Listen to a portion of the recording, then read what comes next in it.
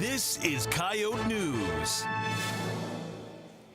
Tonight on Coyote Sports, the women's soccer team makes program history, and Coyote News' Sean Bauer is live with a member of the cross-country team to talk about their big weekend. I'm Erica Arpan. And I'm Anthony Gosh. The volleyball team began a 3 homestand this past weekend and learned more about how USD handles a very serious injury. But first, the headlines. Levi? Yesterday, an estimated 800,000 people attended the Kansas City Royals World Series Champion Parade. The Royals defeated the New York Mets on Sunday 7-2 to win their first World Series title in over 30 years. The woman accusing Chicago Blackhawks star Patrick Kane with rape says she no longer wants to cooperate with the investigation. Investigators say the accuser is not interested in going forward due to the stress it's putting on her and her family. She also signed an affidavit declining prosecution last week, preventing her from testifying if the case does move forward. 9-year-old Wyatt Barber died on Monday after collapsing during football practice at Meigs County, Ohio. Barber collapsed on the sideline after taking a break from practice. Barber was rushed to the emergency room but was pronounced dead Monday night. This is the 8th football-related death since early September. And those are your headlines. The women's cross-country team won their second consecutive Summit League Conference championship on Saturday. Coyote News' Sean Bauer is live in the Muck with senior runner Kelsey Barrett to talk about the team's accomplishments this season. Sean? Thanks, Erica. The Coyotes defeated rival SDSU by 8 points to claim their second consecutive Summit League championship. I'm here with senior runner Kelsey Barrett to talk about the team's meet this past Saturday. Thanks for coming by and stopping by with us, Kelsey. First off, back-to-back conference champs. Does the sound of that ever get old? Oh, absolutely not. No. It was the goal going into the season, and we kind of knew we could do it. We were picked as favorites, but actually achieving it is super sweet. So. And you said you guys were picked as the favorites. You won it last year coming in. Did the pressure this year ever get to you guys, or how did you maintain your focus to kind of avoid that? You know, there was definitely pressure, I would say, especially on the incoming freshmen. That's a big role to fill. We didn't lose any of our scorers from last year, but we did have a couple injuries. So having a target on your back is kind of intimidating because you don't know where to place your target necessarily. So. Now, you improved 2 spots from last year's meet to make it the first team all-conference tournament this year. What was kind of the key to your success? You know, you go into the meet and our coach always says, first you run to win, and then you run for place, and then you run for time. Because if you run to win, those things will just land in your lap a little bit. And so my goal was to think every second of the race, what can I do to help my team win? And so one of my teammates wasn't having the best day, and I was like, ooh, that's my spot. I have to step up or this isn't going to happen for us. And so 4th wasn't really a goal. It just kind of fell into place for me. Okay, now you guys have the Midwest Regional here in 2 weeks. What do you guys have to do in order to advance to the national meet? So the top 2 teams from every region qualify, and then the top 5 individuals that aren't on that team qualify. So and then you can get a wild card bid. It gets kind of complicated, but all we have to do is place as high as we can. It's just a matter of passing as many girls at the end of the race. It's super stacked. So. Well, that was senior runner Kelsey Barrett. Her and the Coyotes compete November 13th in Lawrence, Kansas for the NCAA Midwest Regional. Live from the Muck for Coyote News, I'm Sean Bauer. Thanks, Sean. Another USD team is making great strides in conference play. For the first time in Coyote history, the women's soccer team is heading to the Summit League Conference Tournament following a 2-0 win against Fort Wayne on Sunday.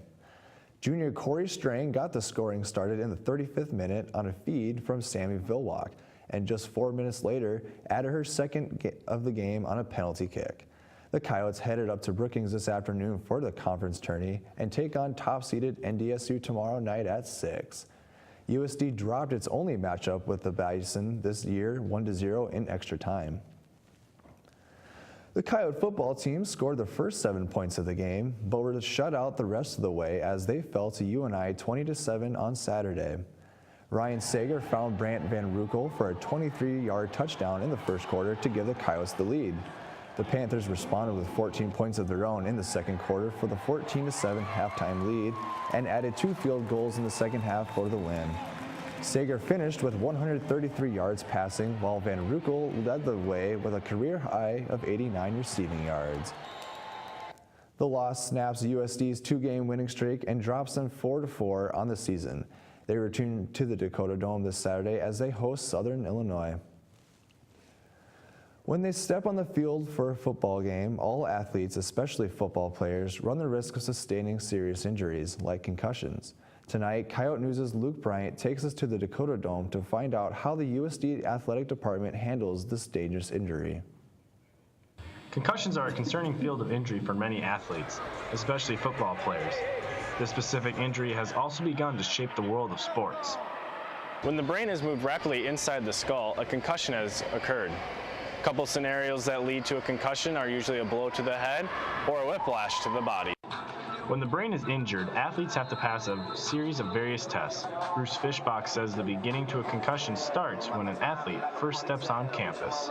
When we start getting ready to deal with concussions, actually the work for that starts when they first get here, because we want to do a baseline neurocognitive test on them. So we use a program called Impact. The impact test is a computer assessment where an athlete sits in front of a computer for 20 to 30 minutes and takes the test. When the athlete gets a concussion, they retake the test and the two results are compared. When an athlete does get a concussion, the trainers take immediate action. If you come to us and present with any of those signs and symptoms, headache, dizziness, then we have a graded physical response before we let you come back. We're going to see if you can handle some push-ups and sit-ups and then maybe jog. Fishbach says athletes who suffer concussion during a game are not allowed back onto the field. For Coyote News, I'm Luke Bryant. Studies have found that sports-related incidents caused more than 1.6 million concussions this past year. The women's volleyball team fell to Denver last night in the Coyote Den. This was the Coyotes' second matchup this season against the Pioneers. The first set saw both teams striking back and forth until Denver finally pulled away, scoring a 10-6 run. In set 2, the score was tied 10 times as the Coyotes couldn't stop a 6-2 run. In set 3, the Pioneers never let up, scoring another 25 kills to ultimately win the night. Junior Audrey Rieg led the Coyotes with 12 kills, and sophomore setter Brittany Jessen had a match high of 34 assists. The Coyotes will have their chance to strike back this Friday as they face Western Illinois at their home court in Macomb, Illinois. On this week's Reiners Report, Devin discusses how one NFL player pushed through a tragic loss this weekend. On Sunday, the Tampa Bay Buccaneers defeated the Atlanta Falcons 23-20 in overtime. The Buccaneers defense forced 4 Falcons turnovers, anchored by rookie linebacker Quan Alexander. Alexander played an outstanding game, forcing a fumble and intercepting a Matt Ryan pass. Under normal circumstances, a performance like that is incredible, but he was playing with a heavy heart. Less than 48 hours prior to the game, Alexander's 17-year-old brother, Broderick Taylor, was shot and killed. Alexander decided to play despite the tragedy because he said his brother would have wanted him to play. Alexander honored his brother by playing the best game of his life.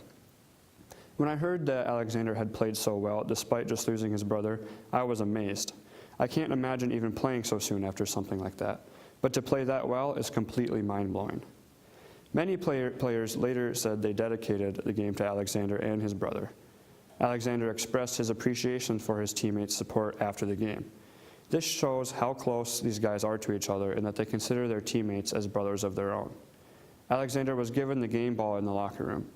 It was great to see how his teammates rallied around him and played so well. And that's the Reiners Report.